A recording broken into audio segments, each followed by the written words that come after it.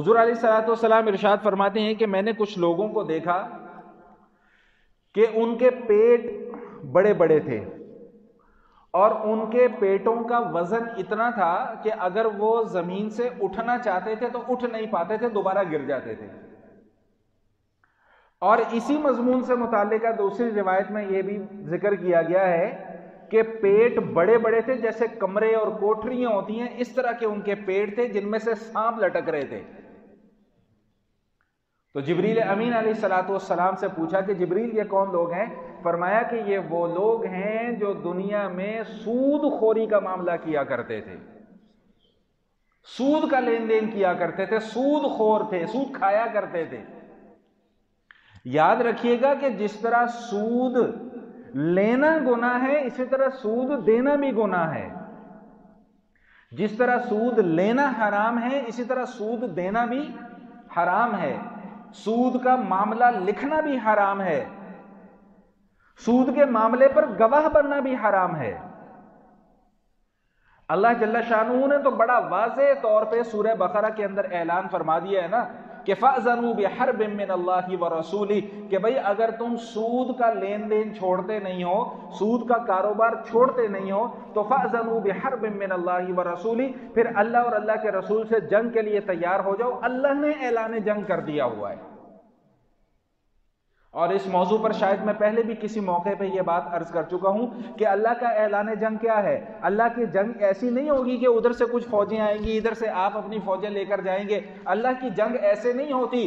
اللہ کی جنگ مختلف تنبیہات، مختلف سزاؤں اور مختلف آفات کی شکل میں امت پر، قوم پر مسلط کر دی جاتی ہے، اور ہم وہ احوال اپنی آنکھوں سے دیکھ رہے ہیں۔ اچھا، یہاں پہ میں ایک بات اور بھی عرض کرتا چلوں۔ سود کیا ہے؟ یہ ایک اصولی مسئلہ ہے، مختصر عرض کرنے کی کوشش کروں گا، اس کو سمجھ لیجئے۔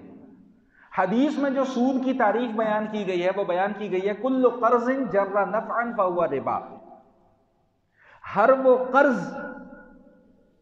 جو بدلے میں نفع کو کھینچ کر لے آئے وہ سود ہے۔ مثال کے طور پہ کسی نے کسی کو 1000 روپیہ دیا اور وہ کہتا ہے جی واپسی میں نے 1100 لینی ہے، تو یہ جو 100 روپیہ اوپر کا ہے یہ سود ہے۔ سیدھی سی بات ہے، اس کے اندر کوئی لگی لپٹی بات ہی نہیں ہے۔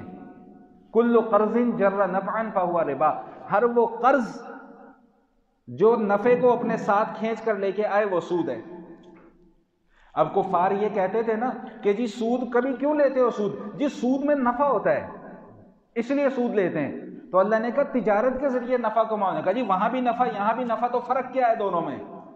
بھئی تجارت میں بھی یہی ہوتا ہے نا کہ آپ ایک 100 روپے کی چیز لیتے ہیں، آپ 120 کی بیچ دیتے ہیں، تو کہ وہاں بھی نفع ہے یہاں بھی نفع ہے، تو وہ نفع کیوں لینے دیتے ہو؟ اس نفع سے کیوں منع کرتے ہو؟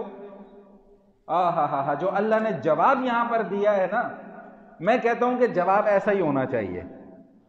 اللہ نے کیا جواب دیا ہے؟ احل اللہ البیع وحرم الربا، بھائی اللہ نے تجارت کو حلال قرار دیا ہے اور سود کو حرام قرار دیا، تم مامے نہ لگتے ہو اعتراض کرنے والے؟ اللہ مالک ہے، اس نے بس کہہ دیا کہ تجارت سے نفع کمانا حلال ہے، سود سے نفع کمانا حرام ہے۔ اب اس میں چوں چرا اگر مگر لیکن ویکن ایسے ویسے کر کر کے کیوں اپنا ایمان برباد کرتے ہو؟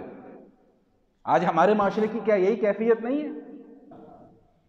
ہم پر اعتراض کیا ہے کہ جی ہمیں دین بتایا نہیں جاتا۔